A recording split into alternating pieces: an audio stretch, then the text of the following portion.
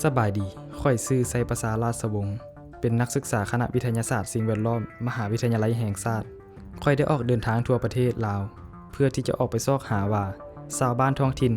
เขาได้เฮ็ดหยังเพื่อปกป้องสิ่งแวดล้อมสถานที่ล่าสุดที่ข้อยได้ไปมา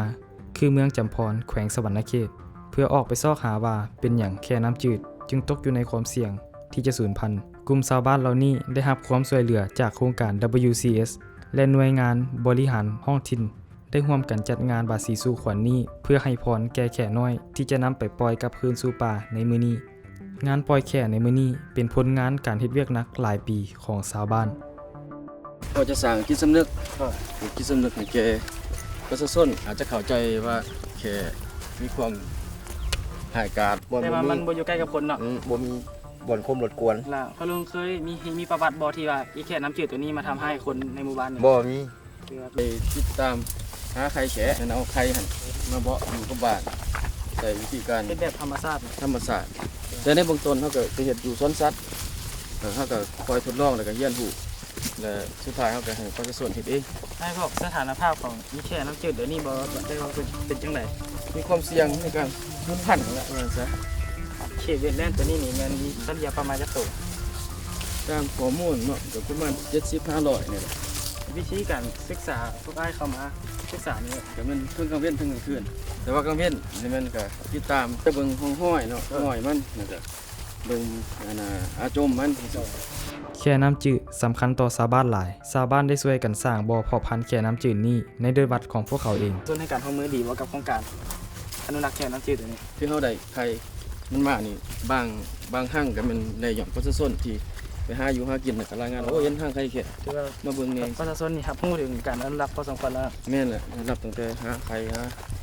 สั่งมาเบาะมาเลี้ยงเอาหาปลามาเลี้ยงมันจนมันใหญ่แล้วก็จนกระตัวกันมันหย่อนประชาชนที่ว่าผมนี่การปล่อยแค่ในครั้งนี้เป็นจุดเริ่มต้นของชีวิตแค่น้อยพวกนี้และต่อไปพวกมันต้องได้เรียนรู้การดำรงชีวิตด้วยตัวของพวกมันเองสิ่งที่กระทบกับแค่น้ำจืดนี่มีอย่างแน่เนาะ1ก็มองก็เรื่องการหากินแบบสดแบบนั้นน่ะอย่าเบื่อสิบ่มียังบ่เห็นจ้ะการหาปลาเนาะที่บ่ถูกตามระเบียบแล้วบางคนก็เห็นไข่แขกก็เอามากินหรือว่าเอามาขายยังมีอยู่เนาะเดี๋ยวนี้จะลดลงหลายเขาก็จะยังลาอยู่แหละว่าซะอาจจะมีน้ำท่วมอยู่พี่อย่างเนาะน้ำท่วมตอนมันไข่มันก็ไข่อยู่บนบกอยู่แต่ว่าน้ำมามันก็สุไปเลยมันก็บ่สามารถบ่ได้อันที่1อันที่2มากก็สัตว์ชนิดอื่นที่มาทำลายไข่ฮั่นเป็นตัวชี้วัดของระบบนิเวศ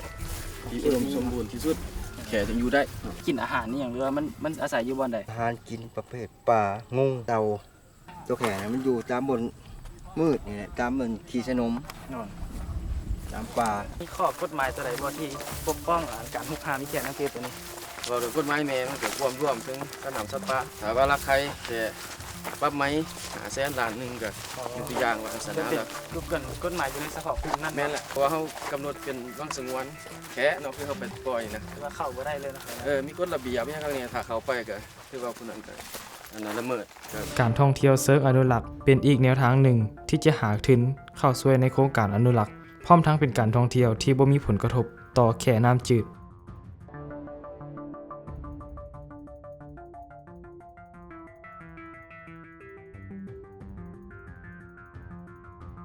ทุกคนในทีมอนุรักษ์ได้ผ่านการฝึกอบรมและพวกเขาภูมิใจหลายต่อกับหน้าที่การปกป้องธรรมชาติของพวกเขาเฮือไปซอกหาไข่มันเอาขึ้นมาบ่ในระหว่าง2เดือน6มันออกนี่เดือน8 70ปลายวันนะเฮาอนุบาลอยู่ในบ่อนี่จนกว่าอายุเท่าใดจึงจะไป2 ปีจังเทื่อกับปี6เดือนความเสี่ยงระหว่างปล่อยตอน1ปีกับปล่อยตอน2ปีตัวใดตัว2ปีนั่นบ่เสี่ยงตัวปีปลายนี่อยากเสี่ยงแน่น้อยนึงมันยังน้อยตัวใหญ่แน่ปลอดภัยแล้วตัวใหญ่เฮาเอาหยังเกลือมันปลาที่เฮาหามาได้อยู่หั่นปลางูเอียนแล้วที่เฮาเอามาเพาะนี่เราไปปล่อยขึ้นนี่โอกาสรอดสูงบ่รอดสูงตัวใหญ่นะตัว2ปีน่ะรอดตัวน้อยนี่อยากเสี่ยงก็เสี่ยงแน่แหละที่เฮาเอามาเฮ็ดบ่อย่างนี้นี่มันผู้ใดเป็นคนเอาให้แม่นโครงการเพิ่นเอากลุ่มอนุรักษ์เป็นผู้เฮ็ดเจ้าแล้วถ้าโครงการนี้หมดพอลงสิคุมบ่อตัวนี้ไปต่อไปอีกได้บ่ได้ยังสิได้คุมยังสิมีอยู่มีภายในบ้านเฮามันก็ชื่อเสียงก็ดังแล้วมันสูงมามีแขก หลังจากเขาเจ้ามาบ่มีแค่ให้เบิ่งเขาจะเฮ็ดอะไรบ้านแค่แล้วไปปล่อยเบิดเอาขึ้นของบ้านเองนี่แหละพากันเฮ็ดพร้อมกันจังได้ในบ้านนี้ เป็นอย่างพ่อลุงจึงอยากเฮ็ดเวียกเกี่ยวกับการอนุรักษ์แค่น้ำจืดตัวนี้เนาะ รักษาแล้วจะปกปักรักษาอะไรมันยืดยาวไปอีกรุ่นร้านต่อๆไปพุ่นละ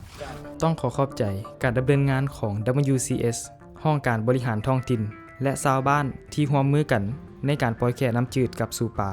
แค่น้ำจืด19ตัวที่ถูกปล่อยกลับสู่ป่าในมื้อนี้อาจจะเป็นเปอร์เซ็นต์น้อยๆในการช่วยให้มันหลุดพ้นจากการสูญพันธุ์แต่พวกเขาเชื่อว่ามันแม่นบาดก้าวที่สำคัญและพวกเขามาถึงทางแล้วสำหรับการรักษาอนาคตของแค่น้ำจืดในป่า